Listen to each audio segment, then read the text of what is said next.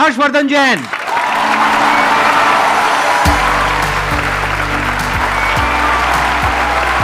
क्या हालचाल जी? Same to same.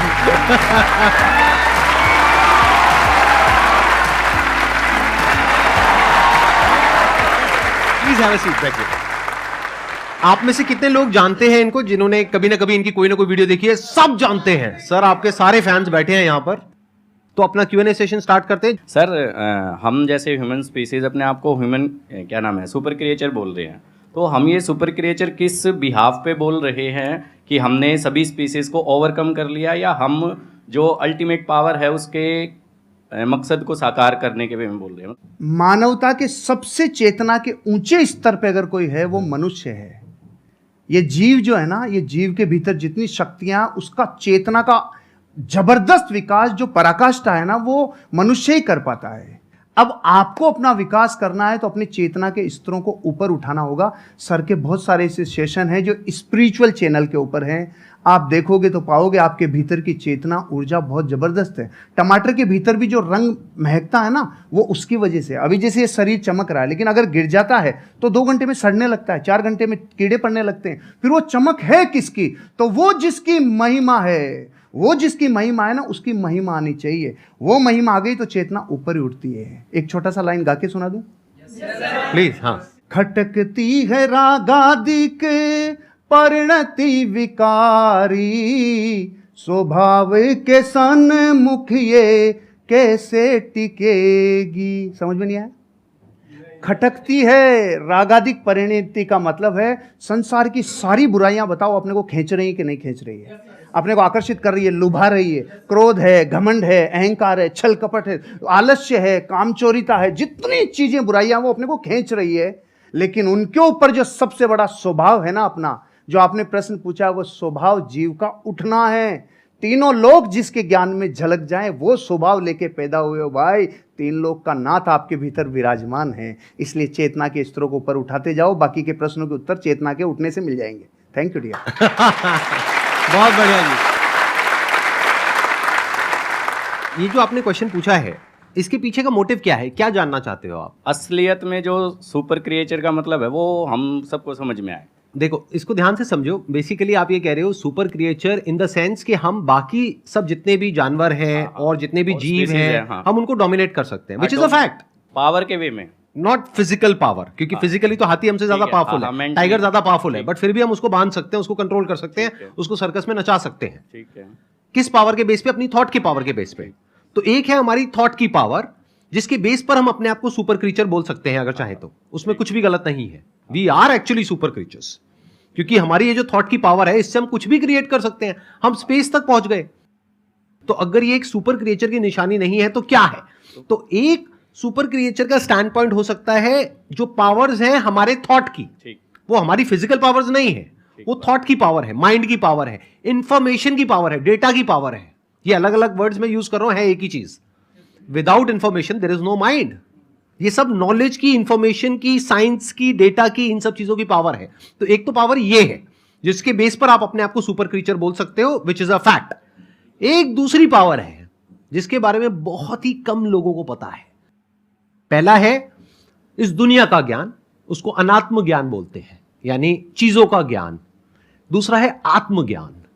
आत्मज्ञान मतलब, आत्मा मतलब मैं, कोई भूत प्रेत नहीं, जैसा मूवीज में देखते हैं, राइट? आत्मा मतलब मैं, तो मेरा ज्ञान, मैं कौन हूं।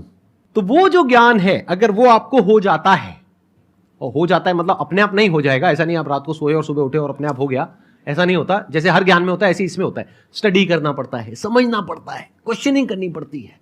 जो समझ आया उसको फिर क्वेश्चन करना पड़ता है, फिर एंड तक जाना होता है। फिर not just theoretically but experientially you know what you are. और फिर वहां पर एक महावाक्य है, अहम ब्रह्मस्मि, मैं ही वो हूं, तत्वमसि, आप ही वो हो। वो मतलब क्या? The supreme reality, the supreme truth of this universe, you are that. तो वहां तक आप पहुंच जाते हो, not just theoretically but experientially.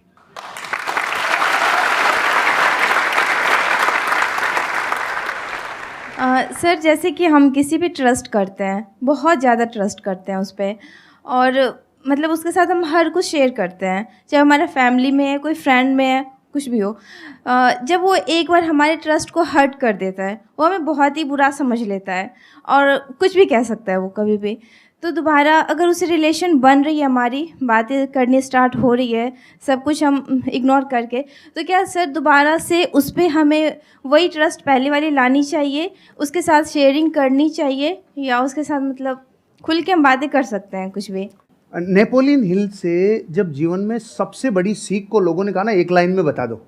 Napoleon वो व्यक्ति हैं जिन्होंने 25,000 से ज़्यादा लोगों के ऊपर कई वर्षों तक अध्ययन किया, और फिर एक व्यक्ति राजस्थानी मारवाड़ी गया, उन्होंने कहा साहब हमें पूरा ज्ञान नहीं चाहिए, एक लाइन में बता दो, एक लाइन में बता दो। तो उन्होंने पता है क्या बोला? डोंट टेक इट पर्सनली, दिल पे नहीं लेना, दिल पे नहीं लेना, क्योंकि रास्ते में तो स्क्रैच होंगे, हम इमोशनल हैं, हमारे स्क्रैच तो होंगे, लेकिन अगर दो लोगों को अर्धनग्न करके दौड़ा जाए, एक को तेल लगा के और एक को सूखा, तो मिट्टी ज़्यादा कौन लाएगा?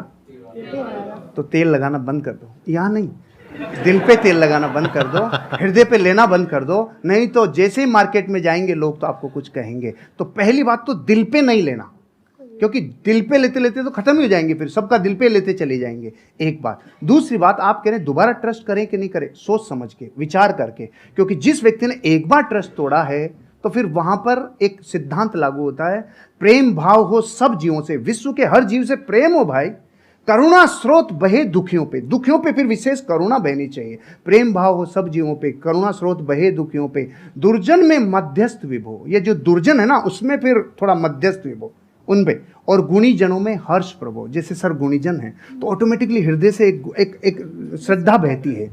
तो प्रेम भाव हो सब जीवों में, गुणी जनों में हर्ष प्रभो, करुणा स्रोत बहे दुखियों पे, दुर्जन में मध्यस्थ विभो। दुर्जन से थोड़ा दूरी बना के रखिए, आगे बढ़ जाएंगे। ट्रस्ट तोड़ने का मतलब क्या? वो छोटा भी हो सकता है, बहुत बड़ा भी हो सकता है। छोटा मतलब क्या कि आपको कहा कि हाँ हम यहाँ पर घूमने के लिए जाएंगे, और एंड टाइम पे उसने कह दिया नहीं जाएंगे, ये भी ट्रस्ट तोड़ना है।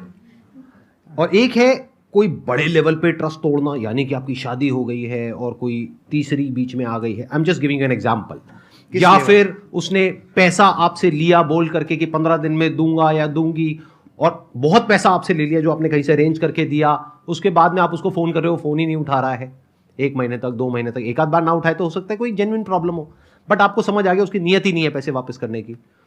तो जब आपको समझ आ गया है कि वो इंसान भरोसा करने के लायक नहीं है, तो दोबारा भरोसा क्यों करना है? तब तक जब तक कि उसको एक्चुअल में पश्चाताप नहीं होता है।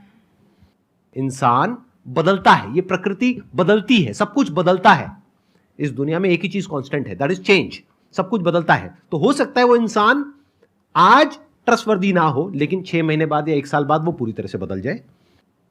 तो आपको देखना है कि क्या वो उसकी एक गलती थी, गलती किसी से भी हो सकती है, आपसे भी हो सकती है, मेरे से भी हो सकती है, इनसे भी हो सकती है, तब तो ठीक है, उसने पश्चाताप कर लिया और बार बार आपको सॉरी बोल दिया, कर दिया, बात खत्म। बट क्या वो उसकी फितरत है?